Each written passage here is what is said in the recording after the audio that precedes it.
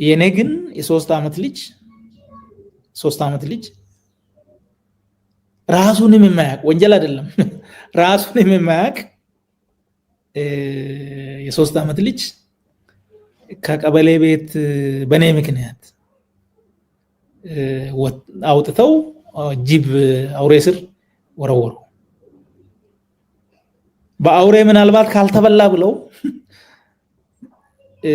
የኔን የባለቤቴን የ28 ሰዎች የእህቶቼ ወንድሞቼ እና የቅርብ ዘመዶች ከሱ ጋር ንክኪ ያላቸው በገንዘብ ሊረዱ ይችላሉ ብሎ ያሰቡትን ለ8 ወር አካውንት ዘጉ።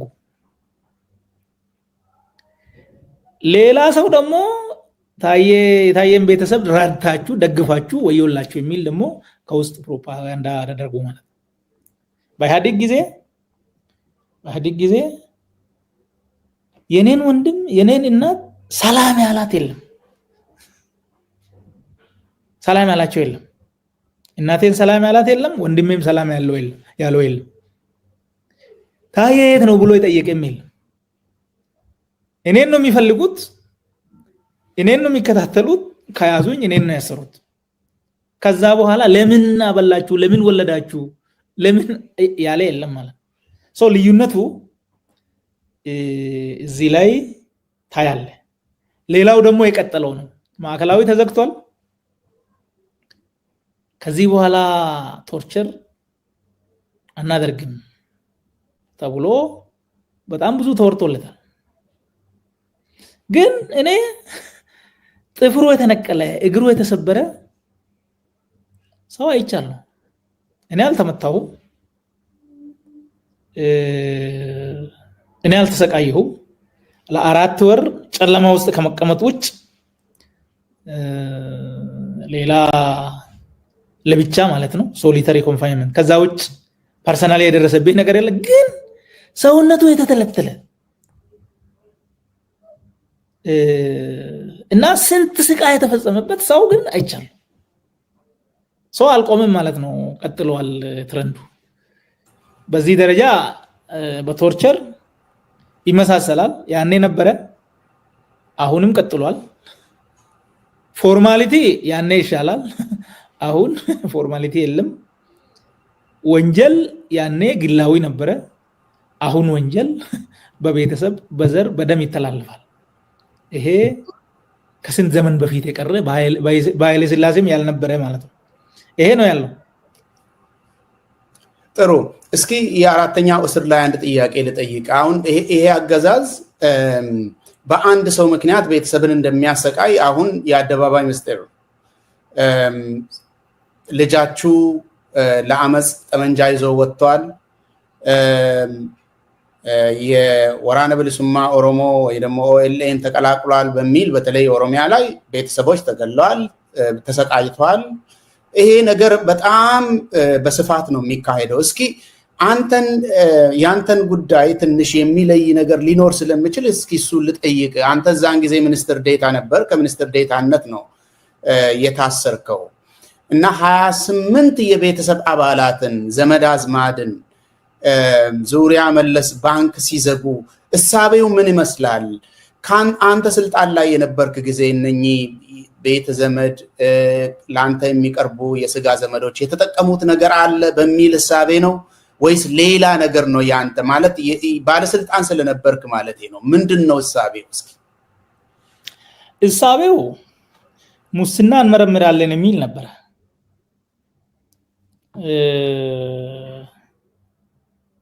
ዋናው ሲይዙኝ ሙስና አልነበረም። ያው እነሱም ለሚዲያም ግልጽ ያደረጉት ነበረ። ከጸረ ሰላም ኃይሎች ጋር ተባብሮ ሀገር ለማፍረስ የሚል ነበር። ግን ዞር ሲሉ ሙስና መርምሩ ተባሉ። ሰው ሙስና ሲመረመር እንግዲህ የሆነች መጽሐፍ ሽጬ ነበር እኔ የሆነች 2014 እና በዛ ምክንያት መጽሐፏን የገዙ ሰዎች ነበሩ እና በዛ መጽሐፍ ክፍያ የፈጸሙ በሙሉ ተጠርቶ ተመርምሯል። ያ መጽሐፍ የተሸጠው የመንግስት ባለስልጣናት ትላልቅ ሰዎች የተገኙበት መድረክ ላይ ነው። ግን እየታወቀ ያው ለማንገላታት ለማሰቃየት ሞራል ለመስበር ተብሎ ያንን ሲያረጉ ነበረ።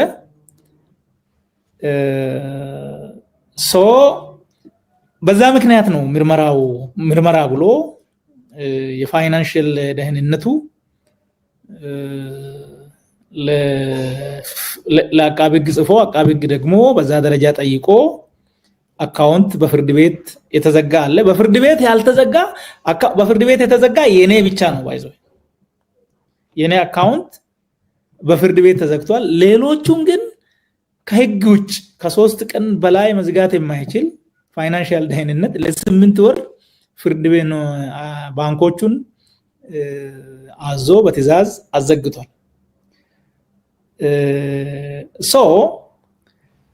ይሄ ምርመራ ደግሞ ምን ሆኗል? ታህሳስ 24 አልቋል። ይሄ ምርመራ ታህሳስ 1 ነው እኔ የተያዝኩት። ያው ባንኮች ሊንክ ስላላቸው ሁሉም ተመርምሮ ይሄ ሰውዬ ከሙስና ጋር ምንም ግንኙነት የለውም የሚል በ3 ሳምንት ጊዜ ውስጥ አልቋል።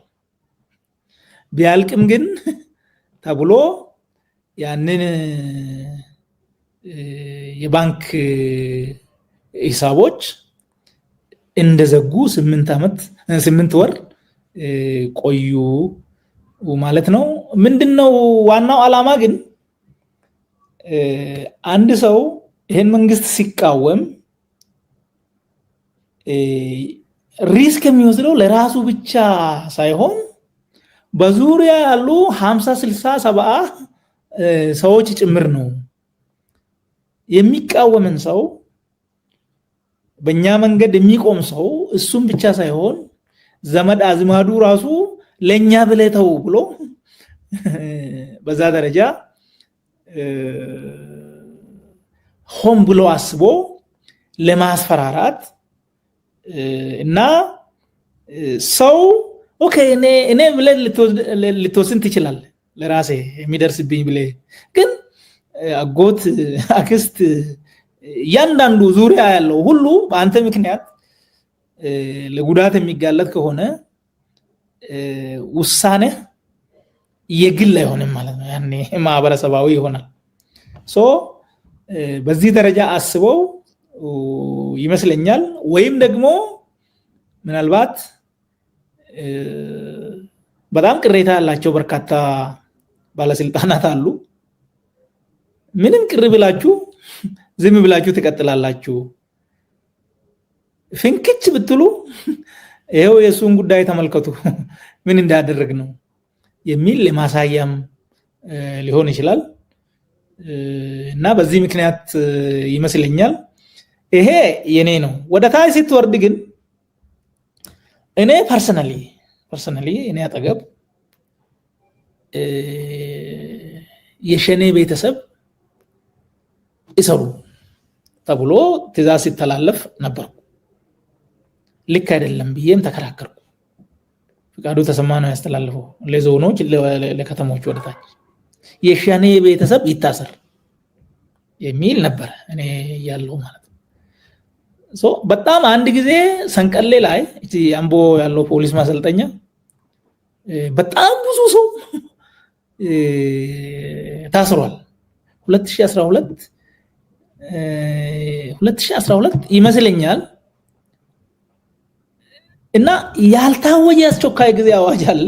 ያልታወጀ ፍርድ ቤት ሳይቀርብ በጣም ብዙ ሰው እዛ ታስሯል። የኦሮሞ ነጻነት ባሏ ከሆነ እሷ ሚስት ትታሰራለች፣ ልጅ ከሆነ አባት ወይም እናት ኦር ወንድም ጭምር ይታሰራል ማለት ነው። እንደዚህ አይነት ነገር ያው ቅድም ያነሳውልህ ወንጀል በዘር ይተላለፋል ይሄ አይነት ኦፍ ኮርስ ይሄ ከኦሮሚያ ውጪ ያለ አይመስለኝም። ደቡብ ክልል ይሄ የለም፣ ሶማሌ ክልል ይሄ የለም፣ አፋር ክልል ይሄ የለም፣ አማራ ክልልም ይሄ ስለመኖሩ አላቅም፣ ትግራይ ክልልም ይሄ ስለመኖሩ አላቅም። ያው ቀውስ ስለሆነ እዛም አካባቢ ያለው በትክክል ስለማይታወቅ ወንጀል ግላዊ መሆኑ ቀርቶ ያንተ ወንጀል እህትህን፣ እናትህን፣ አባትህን፣ ወንድምህን እና ሌሎች በአንተ ዙሪያ ዘመድ አዝማድ ያንተ ወንጀል አንተ አስበህ የሰራው ወንጀል ከሆነ ያው እሱ ሌላ ሆኖ ግን በአንተ ምክንያት ይሄ ሁሉ ለስቃይ ይዳረጋል። ኦሮሚያ ላይ ይሄንን ያው ለማንሳት ነው በአጋጣሚ። በጣም ጥሩ። እስኪ እንግዲህ የአራተኛውን ዙር እስር ጨርሰ ስትወጣ እንደ አውሮፓ አቆጣጠር 2016 ይመስለኛል እነ አቶ ለማ መገርሳ ፕሬዝዳንትነትን ስልጣን ወስደዋል እና አዲስ አመራር ተፈጥሯል በኦሮሚያ ክልል ላይ። ያ አመራር ደግሞ መጥቶ ምን ሲሰራ እንደነበረ የሚታወቅ ነው። ለህዝብ የመቅረብ የህዝብን ጥያቄ እንመልሳለን ብሎ ቃል የመግባት ሁኔታ ነበረ። ኦሮሚያ ውስጥም ደግሞ ወደ መንገድ ወጣችሁ የምትሞቱበት ምክንያት የለም፣ እኛ በእናንተ ቦታ እንከራከራለን የሚል ተስፋ የተሰጠበት ሰውን ሲያስር ሲያሳድድ የነበረ ፖሊስ ከልጆች ጎን ቆሞ ሰልፍ የወጡትን ሲከላከል እናስታውሳለን ሁላችንም። እና በዚህ ጊዜ ነው አንተ የወጣው የቄሮ ትግል ከፍተኛ ደረጃ ላይ የደረሰበትና አንዳንድ ፍሬዎችን ማፍራት የጀመረበት ጊዜ ነው። አንተ ስትወጣ ይሄንን ነገር እንዴት ነው ያየኸው? ያንተን ስሜት ታስታውሳለህ? ያ ኦፍ ኮርስ እኔ ሲወጣ ግንቦት 15 2008 ነው የተፈታሁት። የቄሮ ትግል እስር ቤትም ሆኜ መረጃው ነበረኝ። ያው ሰው ይመጣል፣ ሚዲያ በእርግጥ የለም፣ ግን ያው የመንግስት ሚዲያ ብቻ ነው የምንመለከተው። ግን ሰው ይመጣል፣ መረጃ ታገኛለህ።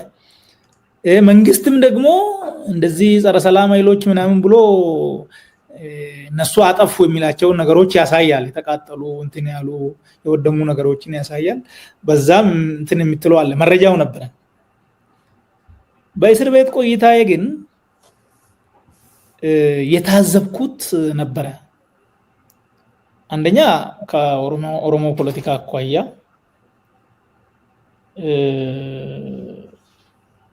ክላሪቲ የሚጎላቸው አመራሮች ነበሩ።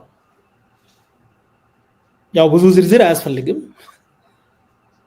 ክላሪቲ ይጎላል፣ ኮሚትመንት ይጎላል። እሱ ችግር አለ። ከኢትዮጵያ ፖለቲካ አኳያ ያው አብረን የነበረ የኦብነግ ሰዎች ነበሩ፣ የግንቦት ሰባት ሰዎች ነበሩ፣ እነ ተፈራ ማሞ ጋር ነበርን፣ እነ አቶ በቀለ ገርባ ጋርም ነበርን። አንድ ቤትም ታስረናል ባይዞ እና የሚጎል ነገር አለ። የፍልስፍና ክላሪቲ፣ የግብ ክላሪቲ፣ ለዛ የሚያስፈልገው ዲሲፕሊን፣ ብዙ ነገሮች አሉ። ያው እዛ የነበሩ ሰዎችን እያልኩ አይደለም፣ ግን በአጠቃላይ ሲታይ እንደሱ አይነት ነገር ነበርና ከእስር ቤት ሲወጣ በአንድ በኩል ወጣቱ ለመብቱ ለነፃነቱ በዛ ደረጃ ቆርጦ መነሳቱ በጣም ደስታ ይሰጣል፣ ሞራልም ይሰጣል። ያው መታገሌ መታሰሬ ዋጋ መክፈሌ ልክ ነው፣ ፍሬ እያፈራ ነው ትላለህ። ያ ለውጡ የሚፈለገው ነገር ወደ ፍትህ፣ ወደ ዲሞክራሲ፣ ወደ ነፃነት መሄዳችን አይቀሬ ነው። አንተ ብትሞትም ምንም ቢሆን ቀጥሎ የሚቀበል ትውልድ አለ ብለህ በዛ ደረጃ ኩራትም ይሰማሃል። በሌላ በኩል ግን ያ እንቅስቃሴ መሬት ላይ ምን መዋቅር አለው? ያ ወጣት በማህበራዊ ሚዲያ እና እንደው በሌሎች ሚዲያዎች በመደበኛም ቢሆን በዛ ደረጃ የሚቀሰቀስ ነው። ያልተደራጀ ትግል ደግሞ አየህ በደርግ ጊዜም ተማሪዎች ተንቀሳቅሷል ኃይለ ሥላሴን ለመገልበጥ ኦፍ ኮርስ የኃይለ ሥላሴን የስልጣን ምሰሶ ሌጂቲመሲውን የገነደሱት ተማሪዎቹ ናቸው። ነገር ግን የተደራጁ ስላልነበሩ እና ወደፊትም እንዴት እንሄዳለን ያለውን ስርዓት ግፈኝነቱን ምናምን ከመቃወም የዘለለ ወዴት ነው የምንሄደው እንዴት ነው የምንሄደው የሚለው ነገር የተደራጀ አመራር የተደራጀ ማወቅር ስላልነበራቸው ትግሉ በወታደር ተነጠቀ። ያ ስጋት ነበረ በሌላ በኩል ማለት ነው። እንደወጣው ጓደኞች ነበሩ ሚልኬሳም ነበሩ ሌሎችም ነበሩ። ያው ለስም አስፈላጊ ላይሆን ይችላል እና ይሄ ትግል ከግብ መድረስ ካለበት ኦህዴድን ከህወሓት ነጥለን ከዚህ ትግል ጋር እንዲሰለፍ ማድረግ አለብን።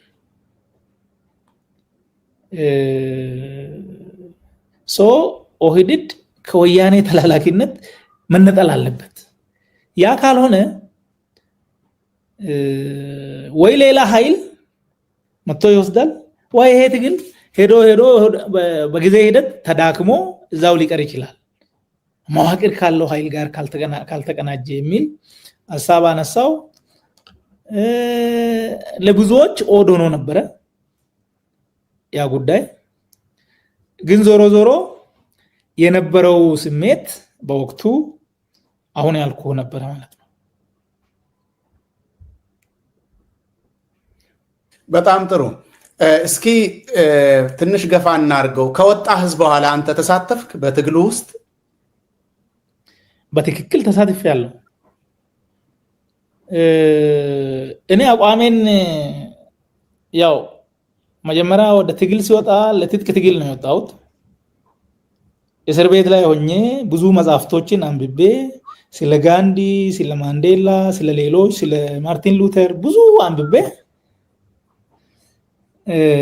አቋሜን በሰላማዊ ትግል ላይ አረኩ። ከኮስት አኳያም ከሞራል አኳያም አዋጭ ነው ብዬ ያመንኩት እሱን ነበረ። ይሄንን የወጣቶች ትግል ተቀላቀሉ። የተቀላቀልኩት ያው እኔ ሐሳብ በመስጠት ነው። ፌስቡክ ከፈትኩ። በዛ ፌስቡክ የማውቀውን እውነት እየገለጽኩ በጣም ብዙ አስተያየቶችን ሰጥቻለሁ። ትግሉ መሄድ ያለበት በዚህ አይደለም በዚህ ነው በሚል አንዳንድ ጉዳዮችንም አንዳንድ አካሄዶችንም የተቃወምንበት ጊዜ ነበረ። በተለይ የኛ ትኩረት የነበረው የኛ ቲም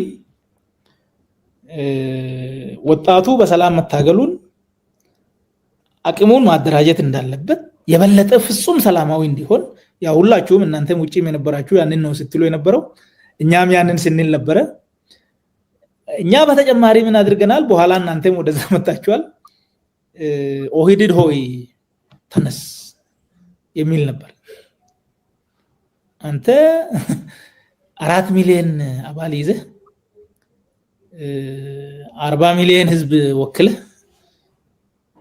በሴንተር መሃል ሀገር ላይ ሆነ ይሄ ሁሉ ህዝብ ካንተ ጋር ሆኖ በዚህ ደረጃ እንግዲህ ይሄ አብዮታዊ ዲሞክራሲያዊ ማዕከላዊነቱን ይሄንን እምቢ በሉ ይሄ ጥርነፋ ነው የሚል በዚህ ደረጃ ብዙ ቅስቀሳ አድርገናል። ያው በኋላ እነ ለማም ነሐሴ ወደ መጨረሻ አካባቢ እነ ሙክታርን አሸንፈው ወደ ፊት ለፊት መተው ያንን ቅድም አንተ ስታነሳ የነበረውን ጌታችን ህዝባችን ነው ሌላ ጌታ የለንም የሚል ቁርጥ ያለ አቋም ያዘ ለማ። ያው እሱ ያንን አቋም ሲይዝ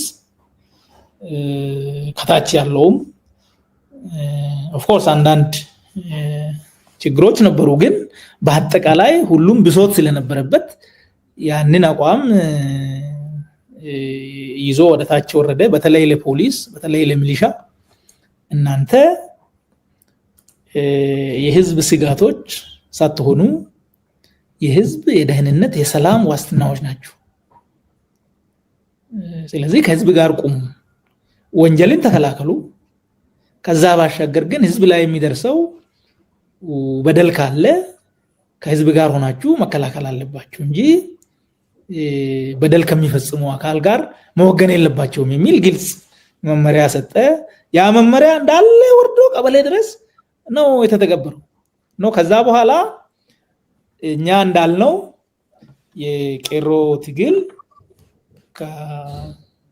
ከኦህዴድ መዋቅር ጋር ከፖሊስ ከኦሮሚያ ፖሊስ ጋር ያ ሁላችሁም የህዝብ ጋሻና መከታ ተብሎ በዛ ደረጃ ስም ይወጣለት ነበረ። ከዛ በኋላ ነው እንግዲህ ሁሉም ካድሬውም ህዝቡም ወጣቱም የጸጥታ ኃይሉም ሁሉም አንድ ሆኖ ሲቆም ትግሉ ወደኋላ የማይቀለበስ መሆኑ እየታወቀ መጣ ማለት ነው። ያ ነው በዛ ደረጃ ያ እንዲፈጠር ከአመራሮች ጋርም ግንኙነት አድርገናል። በውስጥ መስመር ከለማ ጋር ለምሳሌ ያው ከብዙ ትግል በኋላ ሐሳቦች ይሰጠናል። በየሁለት ሳምንቱ ሚኒመም በየሁለት ሳምንቱ እንገናኛለን፣ እናገኘዋለን። የኛን ግምገማ እንነግረዋለን፣ የሱን ግምገማ እንሰማለን።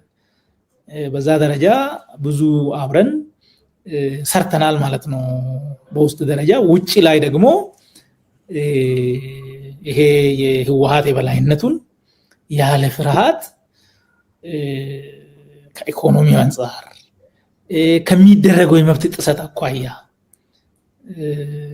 ከሚገባው የወሰደው የመዋቅር ድርሻ አኳያ ይሄ ልክ አይደለም በሚል በግልጽ በኦቢኤንንም የቀየርነው እኛ ነን። ባይዞ ኦቢኤን ሄደን እዛ አስተያየት እየሰጠን ለህዝቡ ከኦኤምኤን ጋር ኦልሞስት ተመሳሳይ ይዘት የነበረው በወቅቱ በዛ ደረጃ ቅስቀሳዎችን ገብተን ሰርተናል። እንግዲህ በዚህ ልክ ተሳትፎ ነበረኝ ለማለት ነው። ለማን ለማግኘት ትግል ስትል ምንድነው? ምን አይነት ትግል ነው ለማን ለማግኘት ተገጠማችሁ? እኛ መጀመሪያ 10 ሰው ሆነን መስከረም 2009 ቀኑን አላስታውስም በኦሮሞ ባህል ማዕከል አዲስ አበባ ላይ ተወያየ ነው። ኦህዴድን እንቀላቀል አንቀላቀል የሚል እንደግፍ አንደግፍ የሚል ያው ውይይቶች ነበሩ። ዝርዝሩ ብዙ አስፈላጊ አይደለም። ምክንያቶችን ዘርዝረን መደገፍ አለብን የሚል አቋም ያስኩት እኔ ነበርኩ እና ምክንያቱ ስላሳመናቸው ሁሉም እሺ ያሉ። ከዛ በኋላ ለማን ማግኘት አለብን ብለን ወሰንን። ከዛ አዲሱና ሽመልስን አገኘን። አዲሱና ሽመልስ ለማ ማግኘት እንደምንፈልግ እና ኦህዴድን መደገፍ እንደምንፈልግ ነገርናቸው። እነሱ በየጊዜው ያገኙናል፣ ሐሳብ ከኛ እንትን ይላሉ። ለማ ጋር አድርሱን ስንል ላሽ ነው የሚሉት፣ እንትን አይሉ አያደርጉትም። ምክንያቱ ምንድነው? በኋላ ላይ ገባን። ለማ ያኔም አጥር ታጥሮበታል። ያኔም ሰው በኋላ ከሱ ጋር ይቆማል፣ የሱን አቋም ይይዛል ተብሎ የሚጠረጠር ሰው እንዲያገኝ አይፈቀድም። ያው ብዙ ዝርዝር ነገሮች አሉ፣ በኋላ አየን። በዚህ ልክ ብዙ ሰዎችን አባዱላን ጠይቀናል። ሞክሮ አልተቻለውም። ምክንያቱም አጥሩ ከለከለው። ሰለሞን ኩቹ የሚባል የሰላምና ጸጥታ ዘርፍ ነው የነበረው በወቅቱ። ኦፍ ኮርስ እሱን ለጊዜው ያው ከሳሞራ ጋር ስለተጣላ ከማዕከላዊ ኮሚቴም እንዲወጣ ከአስተዳደር መዋቅርም እንዲወጣ ተደርጎ ነበር መሰለኝ። ለሱም ነገረናል። እሱም ፈልጎ አልቻለም። የሚችሉት የነበረው አዲሱና ሽመልስ ናቸው። እነሱ ደግሞ እኛ ለማን እንድናገኝ አልፈለጉም። በዚህ መሃል 5 ወር ሙሉ ጠበቅን ማለት። በዚህ መሃል ፈቲያ መሐመድ የምትባል የሐሮማያ ዩኒቨርሲቲ መምህር ኦር ሰራተኛ የማህበራዊ ቢሮ ኃላፊ ሆና ተሹማ መጣች። እሷ ከሚልኬሳ ጋር ትተዋወቅ ነበር። እንደመጣች ነገርናት። እሷ ነገረችው። በ2 ሳምንት ውስጥ ለማን አገኘን። 5 ወር ሞክረን ያቃተንን በዚህ ያገኘን። ካገኘን በኋላ ያው ፐርሰናሊም ስልክም ተለዋወጠን ስለነበረ እናገኝ ነበር። በዚህ ደረጃ እዛ ጋር እንዳንደርስ ብዙ መሰናክሎች ነበሩ ለማለት ነው። በጣም ጥሩ።